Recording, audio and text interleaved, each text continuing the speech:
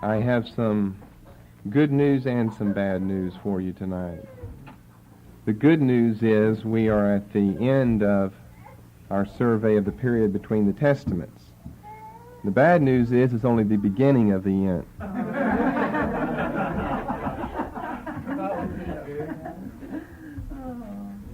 That may not really be bad in your estimation, since I know a lot of you love to learn and study, but it is only the beginning of the end. I think that I either said on the first tape of this series or somewhere back in the beginning that we would probably have about 20 messages in this study. Well, we just passed 90, and I think we'll have probably 90 to go in this last area, which translates into 2 years then left. I would like to do it in a less period of time, a shorter period of time than that. I don't know if we'll be able to or not. I'd like to do fewer messages than 90, but that may not be possible. But be that as it may, I think the survey of the period between the Testaments, at least in my opinion, ends on both an appropriate and a climactic note, which is a note of Judaism. This will, without a doubt, be the most important theme covered and the most beneficial for New Testament study. Praise the Lord. Now, if you have your outline, I do want to go over a few things here on the outline. I want to kind of review what ITP has been about. We've had 3 divisions. I want to say a word or two about the first 2, and as well as the third. We're already into this third one now with paganism in the religious sphere of study of the period between the Testaments, but I want to say something about the first 2 as well. The first division concerned political backgrounds of the period between the Testaments. Now, much of this was already covered in OTI, Old Testament Introduction. I would say that numbers 5 and 6 on pages 2 and 3 under letter C, numbers 5 and 6 are the most important things that we've studied in the political area. They also were the most lengthy. That skips over Babylon, Medo-Persia, Greece, because a lot of that has already been looked at, especially Babylon, when we dealt with some of the exilic and post-exilic books in OTI, Old Testament Introduction. One thing we didn't get to then, because chronologically it would have been much too early, would be numbers 5 and 6. The Maccabees, this is on the bottom of page 2, where we spent all that time in Daniel chapter 11. That let us know a lot really, of what's going on in Israel during the period between the Testaments, because that is the area where we have the most concentrated of the available information. Would be just those few decades, surrounding Judas Maccabeus, the beginning of the 2nd century BC. And then the top of page 3, Rome. Rome is the political empire that spreads all over the Mediterranean world in the time of Christ and the apostles. It's not Babylon, it's not Medo-Persia, it's not Greece, it's not ancient Egypt or the Assyrians, it's Rome. So it's very significant and beneficial to know something about Rome. And you see we've got an A, B, C, and D there that we've discussed. Now the second division was social backgrounds to the period between the Testament. Now if you remember, that was very brief. Socially, economically, culturally, on to page 4. That part of our study was very short, was the briefest of the 3 divisions.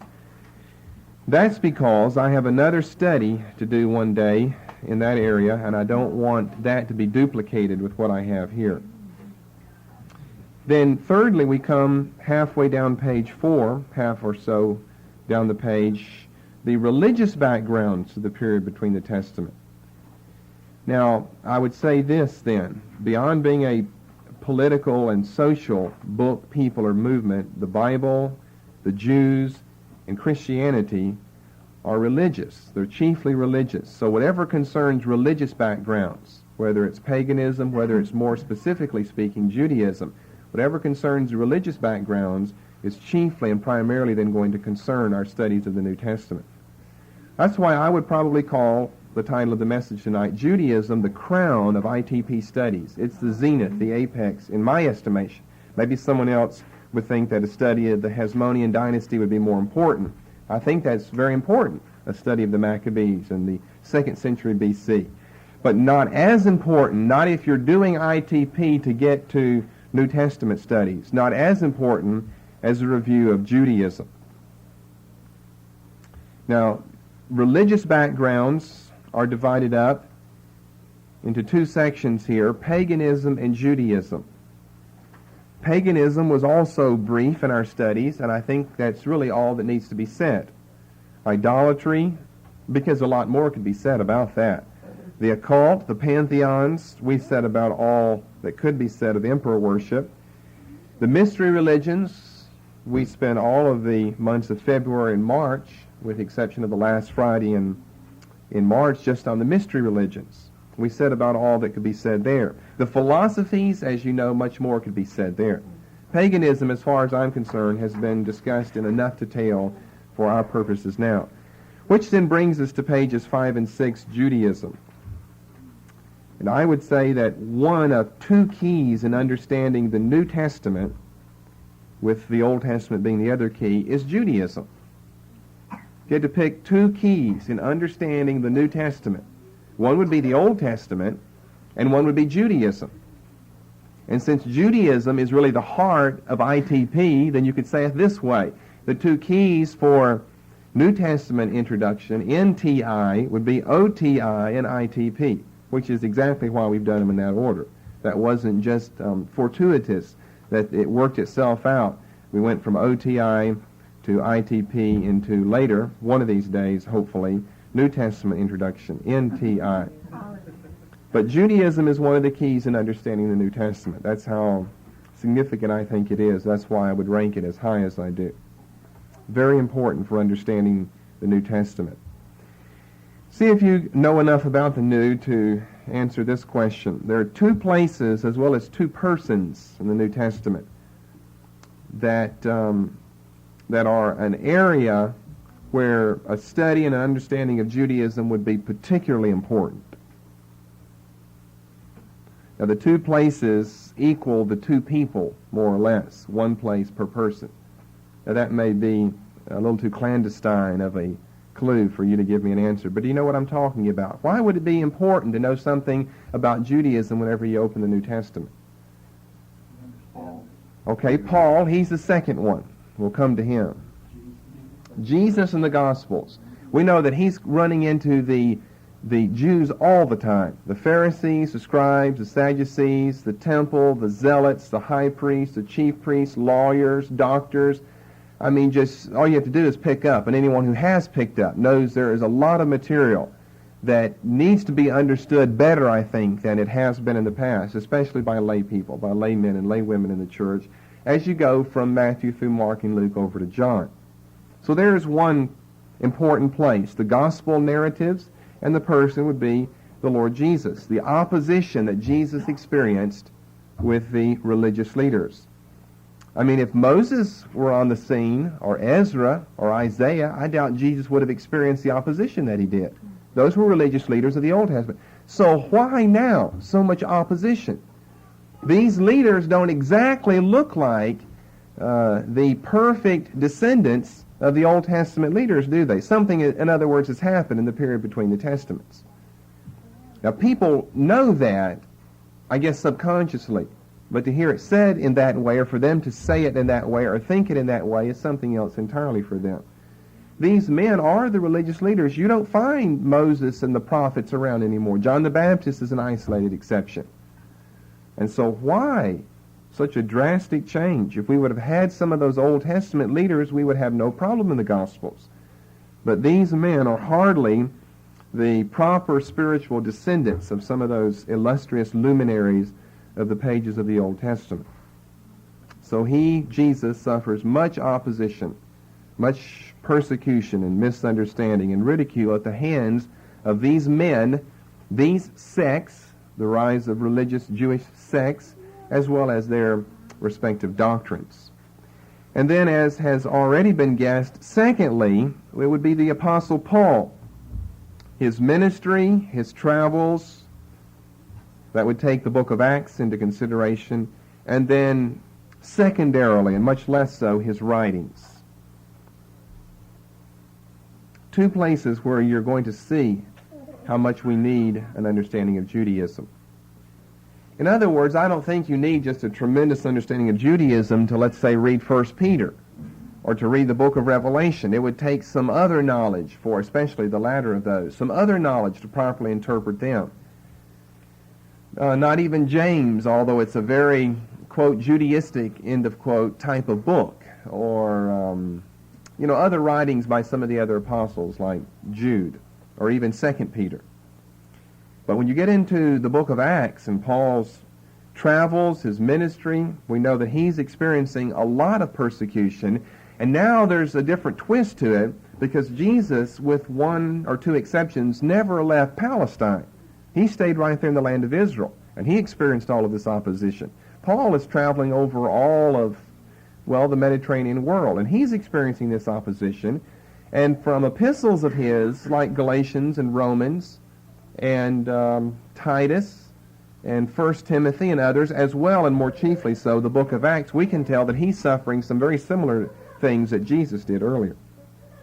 So I would say that for Paul's life, the book of Acts is the most important thing. That's the most important material that's Pauline, not that he wrote it, but that he's a chief figure from chapter 13 on, or from chapter 9 on, we could argue. That we would really need to understand something about Judaism to begin to appreciate some of his experiences that he has. And then I think I said secondarily so his writings, books like Galatians, 2 Corinthians, 1 Timothy, Titus, and then for whoever wrote that big book of Hebrews, it would probably do some good to know something about Judaism, something about the Hebrews, since that's what the book is all about. At least it's a book that's written to Hebrews, Hebrew Christians who are tempted to relapse into a sub-Christian form of Judaism. Now, when I say that, I don't mean that rules out entirely books like Revelation, so that by the time we're through with Judaism, we haven't even touched on Revelation, or you have no better help in interpreting Revelation having done a study of Judaism than you had before we did this. But I'm just saying chiefly it will affect the Gospels, definitely the Gospels first. Behind that, Acts, because it deals with Paul's travels, and behind that, some of Paul's epistles. Now, I'm going to be very detailed in this. That's why I say we might have 90 messages still to go. You hold me to this if I stray from this course. I'll stay according to the outline. That is, according to the order of the outline. But there'll be a lot of additions there.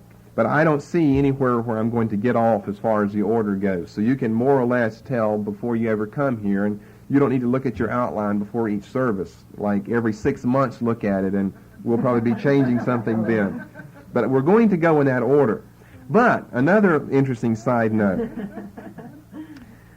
Several years ago, when was that? 2 or 3 years. Well, it had to be at least 3 years ago, maybe even longer than that. Let's say 3 years ago, I had the initial makings of another class that I had entitled Jewish History, that was going to deal with the history of the Jews from their progenitor, way back in Genesis chapter 12, right up to the 1980s. I think I even have some of the outline already worked up. It's already been to the printer. This was several years ago. And I was guessing back then we'd get to it around 1986, and so that's the terminus ad quem on my outline is 1986. So that's a collector's item now. I could never use that. I have a whole stack of them though that are worthless. You can use them to start a fire with, I guess. But that was going to take us through the Old Testament in a brief fashion, and not recover things that we've already studied in Old Testament introduction, but major on some things in the prophecies of Jacob and the prophecies of Moses and the end of Genesis and the end of Deuteronomy and things like that I thought you'd find interesting. Prophecies of the development down through history of the 12 tribes of Israel. And then we're going to come up into the period between the Testaments, and particularly up into the first century itself proper, and really camp out there for a long time on Judaism. And then after that, we were going to work our way through the medieval Jewish history through Zionist Jewish history right up into modern Judaism of the 20th century, the latter half of the 20th century. But what I've decided to do is just carve the heart of that study out, which was Judaism of the 1st century A.D., and transplant that heart into this body, ITP, and see how well it pumps and see how well the blood flows here. So those notes have been shelved, and that class may never be taught as a separate entity. We'll have to see about that later. Now it's without a heart, you see. Now the very heart of it's been cut out. Now all you have is the bare skeleton. You've got some beginnings in the Old Testament, and you've got medieval Jewish history, which I hadn't even worked up yet anyway, up into modern times. So I want to explain that because that's why, although I'm going to follow the outline with this second point, all the letters I have under this on page 5, as far as its order is concerned, sometimes it might not look like we're following it because I'll be adding in so much more information.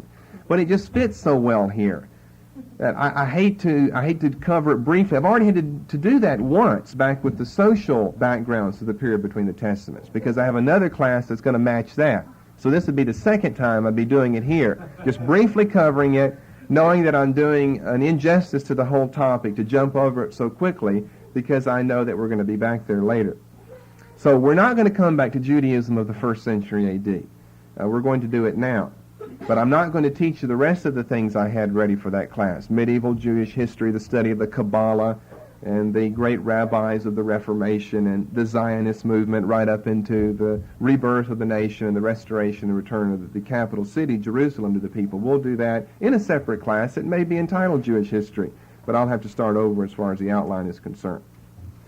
Now, I'm just giving you a schematic tonight of where we're going in Judaism. We won't even get throwing any mud yet tonight. We're just getting going right now. Just a schematic, thematic look at what we're going to do.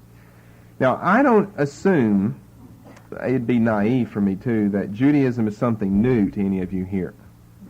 I'm sure that most of you have some type of grasp, some type of basic, although it might be an abecedarian, some type of grasp on the concept of Judaism just from general knowledge that you have of being in Bible studies, of reading quarterly material, as well as being here. I hope you've learned something about Judaism here.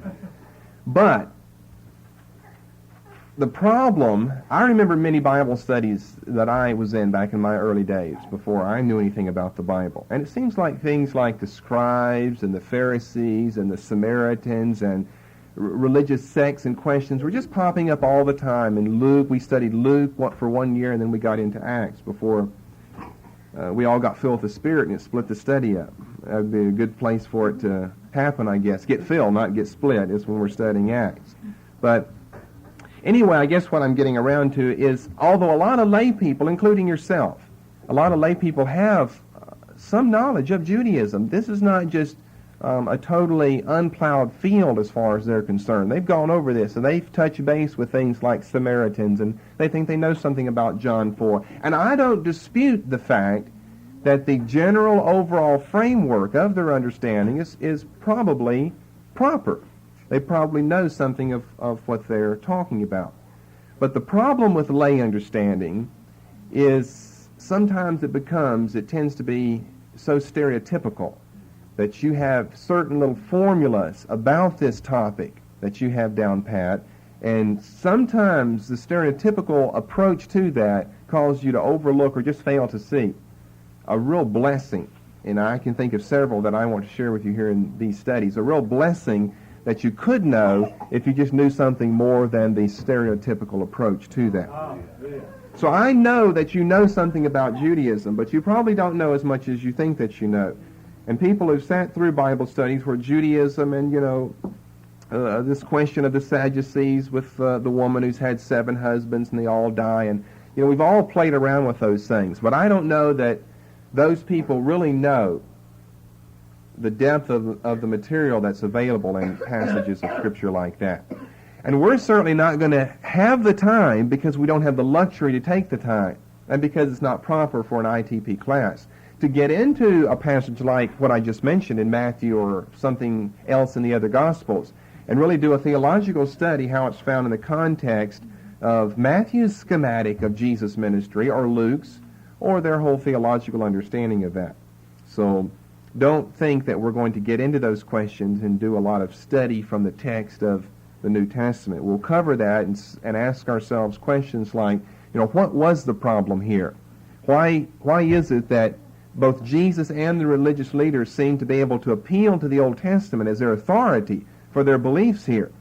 You know, this levirate law of marriage, that if a man dies and his brother is to marry his wife and raise up seed, that's found in the Old Testament.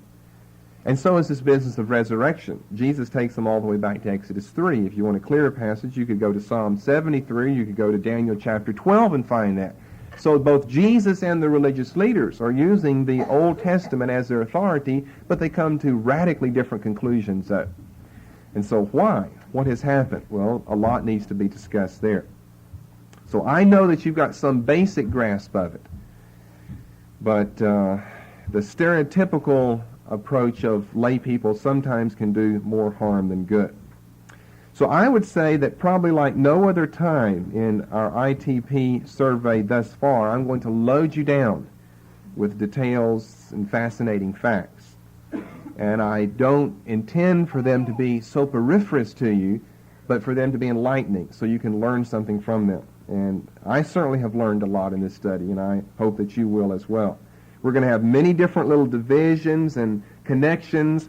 It's kind of like what we're doing in biblical literature, where I'm saying, now remember this because we're going to jump back to this a few months from now. Put these nicknames down, the Bugs Bible, as she said, and we'll get back to these things later on. So we're going to do something very similar here.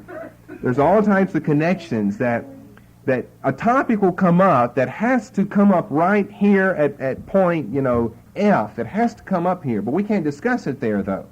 It would not be fair for it not to be brought up there. It has to come up, but we have to wait to O or P before we can really look at that. So I hope you're good at taking notes by now. You've got 6 years of experience. Some of you have been telling me you're getting worse at taking notes. Maybe that's because I'm giving you too many details now, but you're supposed to be getting better at that now. But we're going to have all types of text and rabbinical quotations and some of the rabbinical thoughts, their little Judaistic locution that they have, that we're going to try to follow some of that as well. Now, in case I scared you with that introduction, let me say this. I would count myself very inexpert when it comes to Judaistic type studies or rabbinical studies. I think of myself as much more proficient, so if you're scared, so am I. I would consider myself much more proficient in Christian ethics, something that really relates to the text of Scripture, than Judaism, because Judaism, if you really want to deal with it, let's say in post-biblical times, that is post-New Testament times, then you have to become a rabbinical scholar. And we've already talked in Christian ethics recently about casuistry, and that's just an incredible area even to get into. And that's not my specialty and not my ballpark, and I apologize if I need to apologize, but I don't intend for that ever to become my specialty. What I do want to know is what I need to know about Judaism that will help me with the New Testament. That'll help me understand that. Not so much Talmudic Judaism, because that's, 3rd, 4th, 5th, 6th century and onward, post-New Testament, AD years type of Judaism that is really not that much of a concern of mine. What is Judaism? Well, I have a specific definition, but I'm not going to give it to you yet. I have a little introductory study that we're going to do of Judaism, of the word and the concept, but I must save that for later. I'll show you in a moment where it'll fit, though, so that you can, with your green or red stars, you can cross-reference yourself. Now, Judaism, Judaism. Many different thoughts come to people's minds when they think of Judaism. Maybe the way I presented it thus far, and it's been intended, so this is the way that you should have thought. People think Judaism, that's the Pharisees, the scribes, and the Sadducees of the first century. Well, Judaism is a very loose term. Judaism can be thought of as synonymous with Mosaicism. That takes us way back to the 15th century BC, in the time of Moses. I mean, he was a Jew, so he had Judaistic doctrine. He had Judaizing doctrine. But the words can also be different as we come down to the first century. We're going to contrast it with Mosaicism later. Judaism could be thought of as synonymous with latter prophetism, so that the real heart of Jewish religion got finally away from the sacrificial legal enactment of the prophet Moses back in the 15th century BC. We finally have the heart of true religion brought out in the 8th and 7th century BC prophets like Micah and Hosea and Isaiah.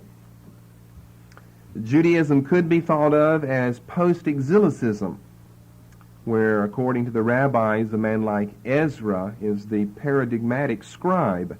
And we know that scribes certainly pop up not infrequently in the New Testament. Judaism could be thought of, we're going chronologically if you haven't already noticed, as somewhere in the ballpark of Hasmoneanism or the period of the Maccabees, the 2nd century BC. Judaism could be thought of as relating to Hillel and Shammai, Josephus and Philo, the last few decades, the first few decades, BC, AD respectively, for Hillel and Shammai, and all the way up to the end of the 1st century AD for the Jewish historian Josephus.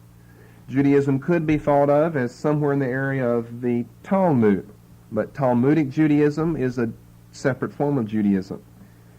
People may think when they hear the term Judaism, medieval jewelry. The Jews during the medieval age, the Middle Ages. Well, that could be true, not for us right now. Judaism could be thought of as Zionism. Or finally, that brought us up to the end of the 19th century, Judaism could be thought of in its modern concept, modern, present-day, 20th century Judaism. So Judaism is a loose term. It can extend itself, properly so, as long as the readers or the hearers understand what the writer or the speaker, respectively, means by what he says. It could extend from Mosaicism all the way up to modern Judaism of the last quarter of the 20th century A.D. We, of course, will have reference to Judaism during the period of Hillel and Shammai, the two greatest rabbis during this period, and one of their disciples, Gamaliel, that I forgot to mention, as well as Philo and Josephus. So you'll become more familiar with those 5 names, and most of you probably know most, if not all of those already. Hillel, Shammai, Philo, Josephus, and Gamaliel. Only one of those, Gamaliel, happens to be found in your New Testament, though. But the background for some of the arguments that we find in the Gospels with Jesus and the Jewish leaders would take us back to the schools of Hillel and Shammai. And for Philo and Josephus, we get up into the latter part, especially for Josephus, the latter part of the 1st century A.D., where he's way up in the time of the martyrdom of the Apostle Paul. Now, I mentioned Gamaliel being found in the New Testament, so that brings us into the New Testament and a few comments I want to make here. Much more is going on in jewelry, and by the way, that's a term that if you don't know, you ought to become familiar with it. It's not jewelry, it's Jewry, J-E-W-R-Y. That just means the Jewish people, the Jewish ethos, the way they think, and what's going on with the Jewish people. Much more is going on in Jewry during the 1st century than just what we find in the New Testament alone. Now again, maybe a tyro's understanding of Judaism of the 1st century would be, well, the only thing that's happening in Judaism is Jesus is confronting these rabbis and these scribes all the time, and Paul is as well. Well, there's much more going on. We would obviously have to go to extra-biblical sources to find out what's going on if it's not already spelled out for us in the New Testament, and that some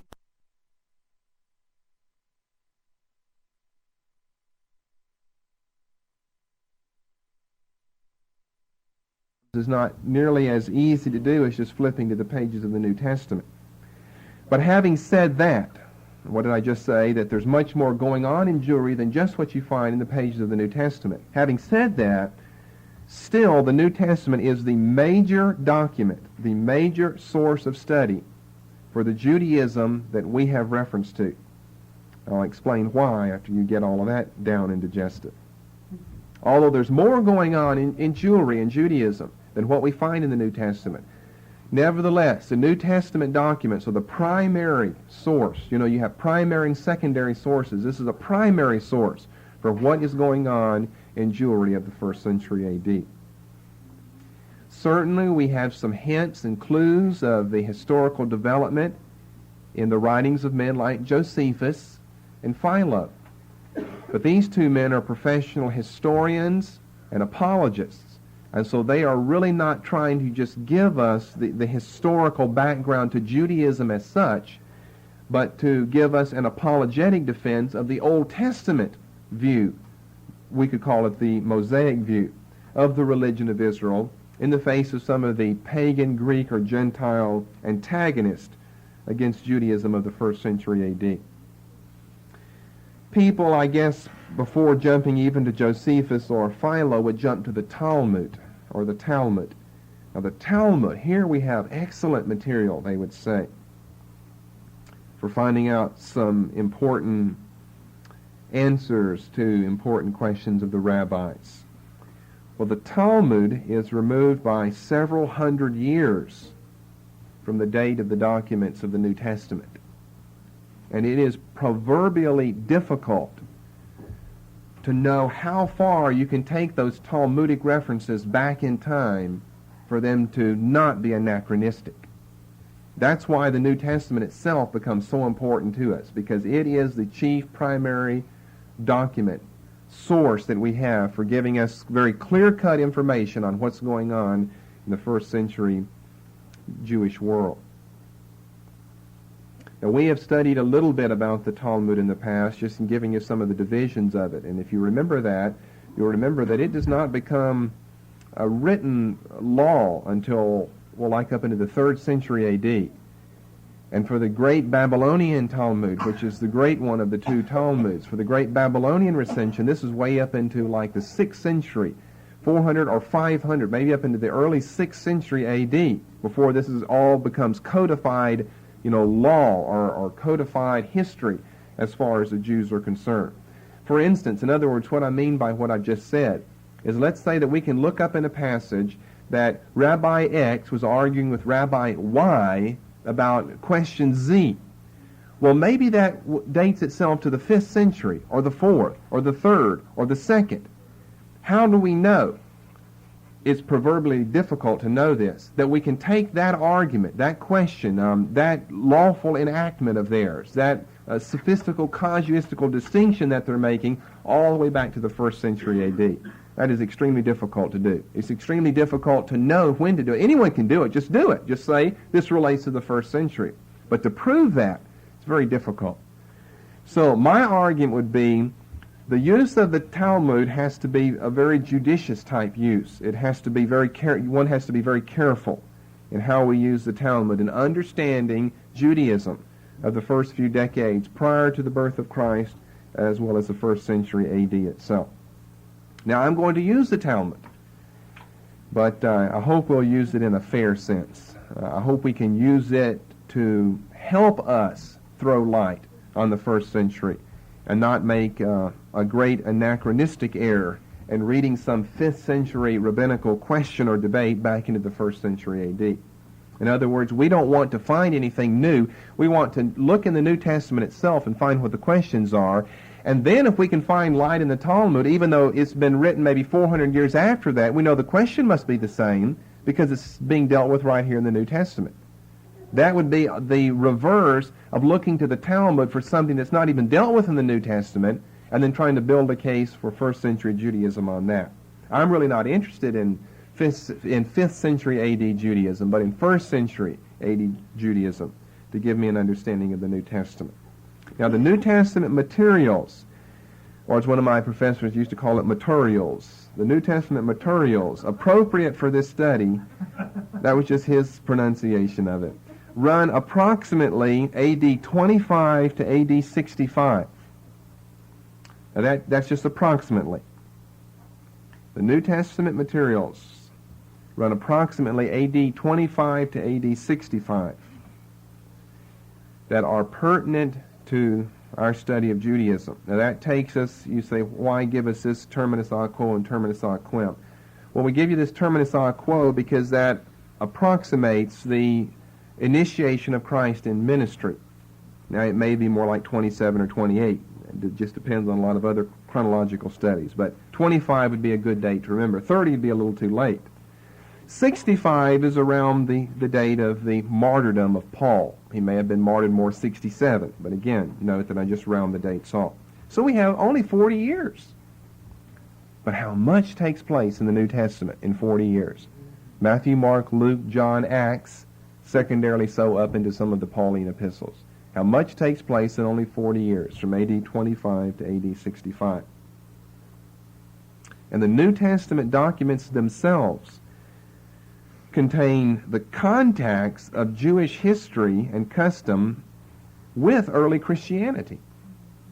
But I think that many people failed to learn of Judaism because their interest in studying the Bible is Christianity. And therefore, although the Bible is our primary source book and our reference work for giving us Jewish Christian contacts during this 40-year period, as well as some before and some later, because when people pick up the Bible, they're picking up it as a Christian book, the New Testament. They're picking it up as a Christian book, looking for Christian doctrine and early Christian history. They fail to notice the Jewish history that's found there as well. So I hope that we can steer clear of making that mistake that other people make. Of course, we are very interested in Christianity, but we're also interested in Judaism because of its early context with early Christianity. There's another thought or two to think of. In a real sense, the Old Testament does not end until John 21. Matthew, Mark, Luke, John, chapter 21, the last in that book. So in a real sense, I think that it could be argued that the Gospels fit in the Old Testament. That would mean that the Jewish element of the Bible, Genesis to John, is 87% of the whole of the material of the Bible. Just the Jewish element from Genesis to John would be approximately 87%. That's the Jewish element. Then the Gentile Christian element would be the remaining 13%. Or, in another sense, you could argue that the Jewish element could be taken through at least half of the book of Acts. Because remember, for at least half of the book, or approximately half of the book, almost half of the book, I should say, we're still dealing with a Jewish expression of Christianity. The Gentile expression doesn't come in until chapter 13. The Apostle Paul begins on his first so-called missionary journey. So you could argue, you could take the Jewish element of the Bible, the Old Testament, up through half of the book of Acts. Therefore, that would increase that percentage, 87 up to whatever I didn't try to figure out. But on the other side, the Jewish faith of the New Testament is quite different. And I'm talking about even of the Gospels, what we find as we would divide the Bible up in our New Testament. The Jewish faith of the New Testament is quite different from what we find in the Old Testament. That seems to be the very spark that causes my whole interest in this subject. Amen. Why is the Jewish faith of the New Testament so different than the Jewish faith of the Old? We don't have people, righteous people like Moses, hardly anymore, around, not as leaders anyway. You've got these fanatics like Saul and the Pharisees and the scribes and the Sadducees and so forth. So something, I guess the Jews could argue, better or something worse has happened for the nation of Israel in her history to have seen such a cleavage between the Old Testament form of Jewish religious expression and that found in the New. So let's concentrate on this for a few moments. This is more of an elevated lecture, you probably can tell, so you might not be able to follow every point that I'm trying to say, but you can listen to the tape again and it'll all make sense to you. The sin of Israel for 800 years, from 1400 to 600 BC, from the enactment of Mosaic law, the time of the lawgiver Moses, down to approximately the Babylonian captivity, at least the first of three deportations of the Jewish people in the southern part of Palestine to Babylon. The sin of Israel for 800 years ultimately led to the Babylonian captivity. You already know that. But look at the time again, 800 years. Israel lasts as a nation for 800 years. Now prior to that, of course, I trust you realize she's not a nation. Her progenitor Abraham appears on the scene in Genesis 11, and he's given his supernatural call of God in Genesis 12. But then all we have in the remaining chapters of the book of Genesis is just the development of the patriarchs. We don't have the nation as such. We have to have Jacob going down with his 70, or Stephen's and the LXX is 75, Acts 7, souls down into Egypt, and they're down there for 4 generations, or around 400 years, before they come out as a nation of people, 3 to 3.5 million strong. And then over the next 800 years of her history, it only takes 800. That may sound like a lot or not a lot. It just depends on how you're looking at it. She continually sins against her God, which ultimately climaxes in the captivity in Babylon. And this brought about very major alterations in the faith and the practice of the Jewish people. It was a period of great loss for the Jews. They were restored, yes, but they were in a state of continual chastisement throughout the rest of their history. And I think that that period of continual chastisement lasts even up into this day and age as well. So if I wanted to use one word to characterize the Babylonian captivity, it would be loss, L-O-S-S. A great loss Israel experiences, a loss that has never been regained since then. It will one day, according to the prophecies of the Old Testament prophets. It will be regained one day, but it hasn't yet. She experienced a great loss. And although she was restored to her land, her temple was restored, the priests were restored, the scribes restored, and so forth. If we want to count some of those men as prophets, the prophets are restored, and we certainly have some post-exilic ones, not to mention Nehemiah, Ezra if they were prophets, but we do have some Haggai, Zechariah, Malachi. Still, though she is restored, she's restored in a state of continual chastisement. In other words, she lives in a state of deprivation of things that she had received bountifully from the Lord in her earlier years. Now, let me list then, here's something that ought to be easy for you to do.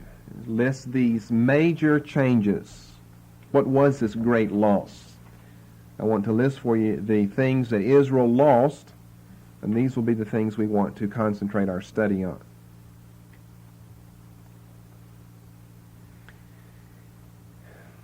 In the first place, the Babylonian captivity. I mean, that was probably that's a crucial event, a crucial date in Israel's history. That's why you probably all have it memorized as 586 BC. The Babylonian captivity dislocated the people from their land, from their promised homeland, we might describe it, and scattered them throughout the world. We don't mean North America, but we mean the world of their day.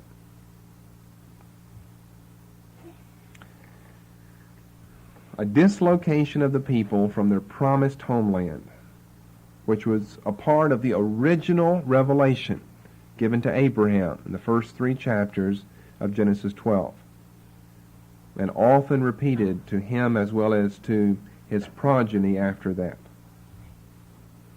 That I will give you a land. I'll give you other blessings, and you'll be a blessing, but I'll give you a land that will belong to you. And so to be dislocated from that, even though she was restored, remember only a few came back in the 3 periods of the return of the exiles. Although some were restored, this is a great blight on her history. And it was so prophesied in the Old Testament that other nations would shake their head in scorn over Israel to see a nation which had been given such great treasure and blessing from the Lord now scattered like vagabonds all over the world. And God said it will be like hissing in people's ears. They will whistle over that. It will be such an astonishment of heart. Now, this technically is known as the diaspora, which comes from, it's an English pronunciation, but it comes from just nothing but a transliteration of the Greek. Technically, this is known as the diaspora.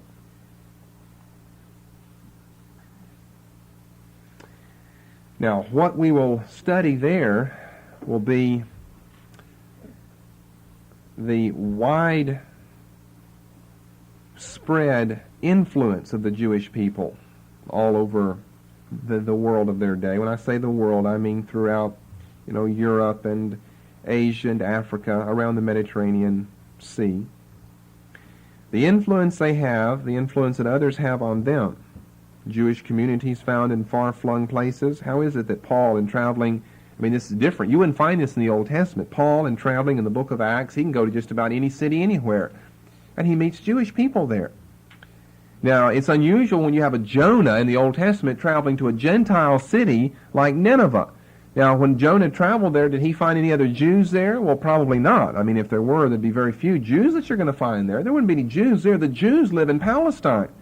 Not so after Babylonian captivity. Jonah's several hundred years prior to that. Not so after that.